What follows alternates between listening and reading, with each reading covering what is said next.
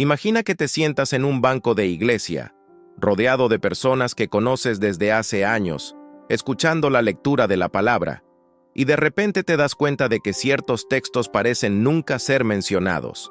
No es que no existan, están ahí, silenciosos, como una puerta cerrada en una casa que habitas todos los días, pero que nunca te has atrevido a abrir. Hay versículos que confrontan más de lo que consuelan, y precisamente por eso permanecen ocultos a los oídos de la congregación. Lewis decía que la verdad no se esconde por falta de luz, sino porque hay quienes temen lo que la luz va a revelar. Algunos pasajes bíblicos son como espejos incómodos. Muestran un reflejo que no queremos mirar.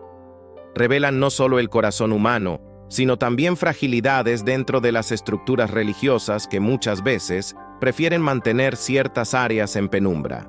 ¿Te has dado cuenta de que en la vida hay verdades que todos conocen pero que nadie se atreve a pronunciar? Es como un secreto de familia que todos saben, pero evitan comentar. Estas palabras olvidadas de la Escritura no son simples versos. Son llaves espirituales capaces de abrir candados que han mantenido almas cautivas durante mucho tiempo, pero que también pueden exponer realidades incómodas para quien está en el púlpito. Lewis entendía que el cristianismo no es una religión cómoda, es un llamado radical que exige transformación. Y la transformación muchas veces comienza exactamente en el punto en que el texto bíblico deja de ser seguro y empieza a ser peligroso. Peligroso para el pecado, para la hipocresía, para las máscaras. Por eso ciertos versículos no solo se evitan, sino que casi se barren debajo de la alfombra litúrgica. Hoy, vamos a abrir esa puerta cerrada. Caminaremos juntos por un pasillo que pocos se atreven a recorrer, hasta encontrar un versículo que puede cambiar radicalmente la manera en que ves tu fe, tu relación con Dios e incluso el papel de la iglesia en tu vida. Pero prepárate. Cuando la luz entre, no habrá forma de volver a la cómoda oscuridad de antes. Hay un tipo de silencio que no nace de la ausencia de palabras, sino de la elección de no pronunciarlas. Dentro de muchas iglesias, este silencio flota sobre ciertos pasajes bíblicos como una espesa niebla. No es un olvido accidental, es una omisión calculada que muchas veces se presenta como prudencia, pero que en el fondo esconde temor. Lewis advertía que la verdad más peligrosa no es la que el enemigo distorsiona, sino la que el propio pueblo de Dios decide ignorar. Cuando un versículo incomoda, provoca dos tipos de reacción. O es abrazado y conduce al cambio, o es dejado de lado para que nadie tenga que lidiar con sus implicaciones. Sin embargo, al apartar esas palabras del púlpito, no estamos protegiendo al rebaño. Le estamos robando una parte vital de su alimento espiritual. Es como un médico que omite un diagnóstico para evitar que el paciente se asuste, olvidando que la verdad es el primer paso hacia la sanidad. Lewis, con su visión aguda, decía que la fe no es un anestésico para que la vida no duela, sino una hoja afilada que separa lo falso de lo verdadero. Y esa hoja, cuando no se usa, se oxida. Por eso, cuando la palabra de Dios es filtrada selectivamente, no solo se pierde la fuerza del mensaje, sino que el mismo carácter del Evangelio se debilita. Imagina el impacto de un texto bíblico que no solo confronta el pecado individual, sino que también pone en jaque sistemas, estructuras y tradiciones religiosas. Eso explicaría por qué, a lo largo de los siglos, algunos pasajes se han convertido en territorio prohibido en el contexto eclesiástico. Son como cartas no enviadas. Contienen un mensaje vital, pero permanecen guardadas en el cajón. Esta ausencia no es neutra. Cuando la iglesia deja de leer algo que Dios inspiró, está, consciente o inconscientemente, moldeando la percepción de la verdad. Y ese moldeado selectivo puede llevar al cristiano a vivir con una fe parcial, donde solo se escucha lo que consuela y se mantiene lejos lo que exige un arrepentimiento profundo. Todo texto de la Escritura tiene un propósito divino, y omitir cualquier parte es, en cierto modo, Interrumpir el mensaje de Dios. Lewis solía comparar la Biblia con una historia en la que cada capítulo es esencial. Omitir uno es perder el hilo que conecta toda la trama. Cuando un versículo es evitado, no es solo un número de capítulo que desaparece. Es un fragmento de la verdad eterna que se borra de la conciencia colectiva. Hay versículos que son como espejos de aumento, mostrando imperfecciones que el ojo natural no ve. Cuando el cristiano se encuentra con ellos, siente la incomodidad de una revelación que pide un cambio inmediato. Es natural que algunos líderes, temiendo la reacción del público, prefieran evitar esos pasajes, especialmente si exponen no solo al pecador común, sino también a quienes están en el púlpito. Lewis creía que la autenticidad de la fe se mide por la disposición a enfrentar la verdad, incluso cuando duele. Él decía que la palabra de Dios no vino para hacernos sentir seguros, sino para hacernos sentir verdaderos. Esto significa que si un versículo expone hipocresías, idolatrías disfrazadas o prácticas religiosas vacías, debe ser proclamado con más fuerza, no con menos. El silencio, en este caso, no es prudencia, es complicidad. Lo que no se dice en el púlpito puede convertirse en el terreno fértil donde el error crece en los bancos de la iglesia. La omisión da espacio para que las tradiciones humanas se impongan sobre la revelación divina. Y así, poco a poco, la voz de Dios es sofocada por discursos humanos cuidadosamente editados. El pueblo de Dios no necesita un evangelio editado, sino toda la verdad, aunque duela, porque es justamente el dolor lo que produce arrepentimiento, y es el arrepentimiento lo que abre el camino hacia la verdadera transformación. El versículo que vamos a revelar más adelante es exactamente así. No acaricia, no halaga el ego, rompe máscaras. Ahora hemos llegado al punto que muchos evitan, no porque no lo entiendan, sino porque lo entienden demasiado bien. El versículo que tantas iglesias dejan de leer públicamente está en Amós, capítulo 5, versículo 21. Yo aborrezco, desprecio vuestras fiestas, y no me complazco en vuestras asambleas solemnes. Esas palabras no provienen de un hombre amargado, ni de un profeta resentido. Son de Dios.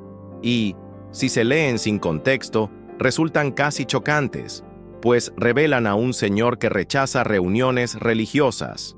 Pero cuando entendemos el porqué, nos damos cuenta de que el objetivo no es la adoración verdadera, sino la religiosidad vacía.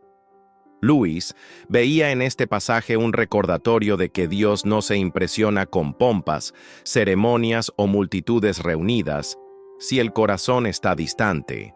Para él, el cristianismo no era un teatro de buenas intenciones, sino una entrega genuina que involucra mente, cuerpo y espíritu.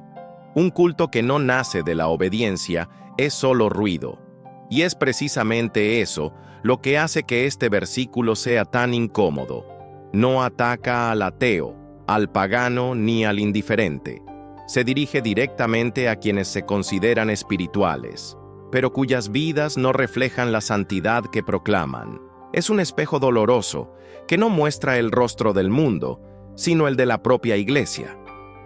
Al escuchar estas palabras, nos vemos obligados a preguntar: ¿será que nuestro culto, nuestras reuniones y ministerios son un aroma agradable al Señor?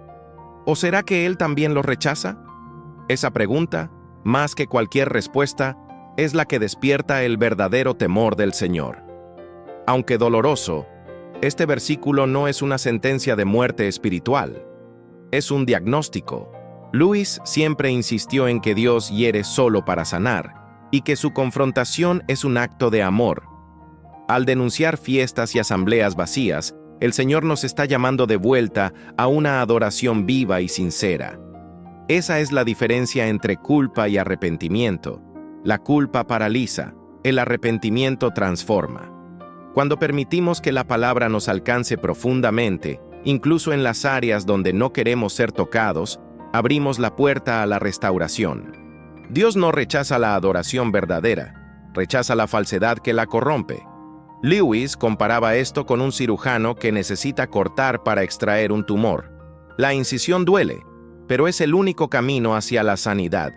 Dejar de proclamar este versículo sería como ocultarle al paciente que necesita tratamiento urgente.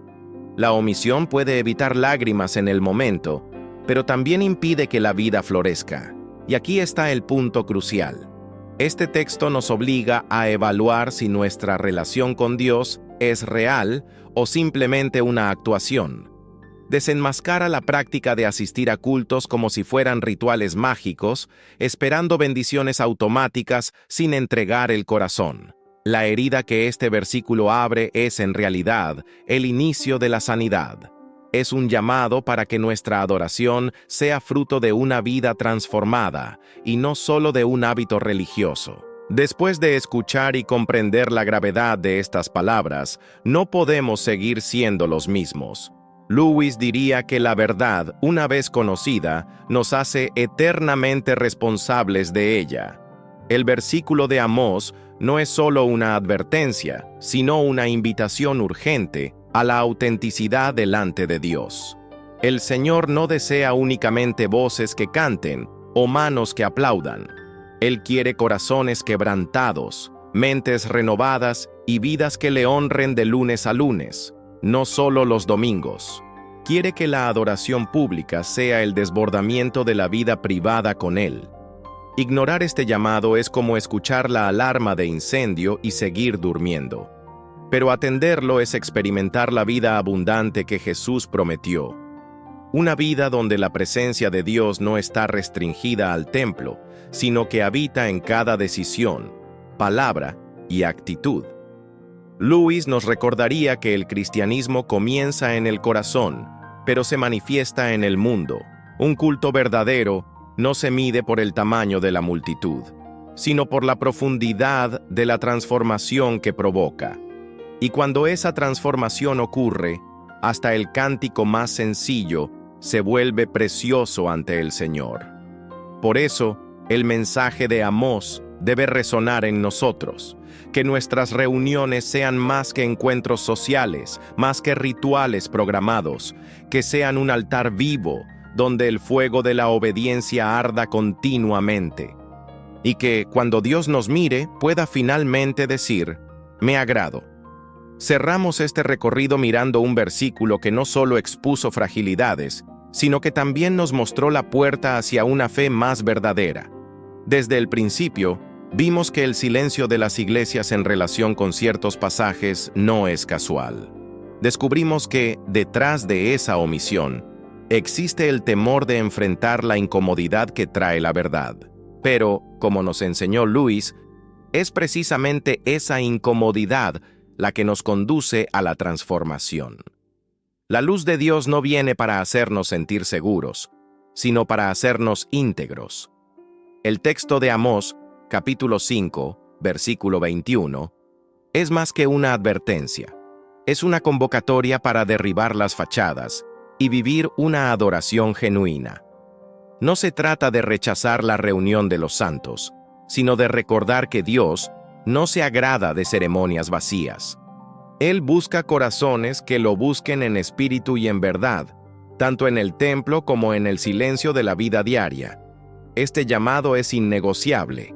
O respondemos a él, o seguimos viviendo una espiritualidad estéril.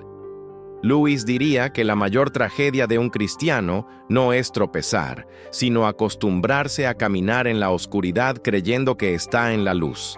El versículo que escuchamos hoy es como una lámpara encendida en medio de la noche. Sí, expone, pero también señala el camino.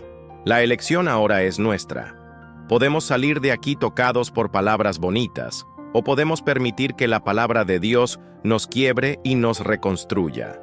Si este mensaje habló a tu corazón, es porque el Espíritu Santo te está llamando a actuar. No guardes esta reflexión solo para ti, compártela, vívela y permite que transforme tu relación con Dios. Si quieres seguir recibiendo palabras que desafíen y fortalezcan tu fe, suscríbete al canal. Esto no es solo un clic, es un compromiso de caminar juntos, semana tras semana, hacia una fe más profunda y real. Y antes de irte, deja en los comentarios qué parte de este mensaje más te confrontó o te inspiró. Tu experiencia puede ser la chispa que Dios use para despertar a alguien que está espiritualmente dormido. Dale me gusta a este video para que más personas reciban esta palabra. Y recuerda, la verdad no existe para confortarnos, sino para liberarnos. Que la próxima vez que entremos en un culto, podamos estar seguros de que Dios no solo nos ve, sino que se agrada de lo que ve.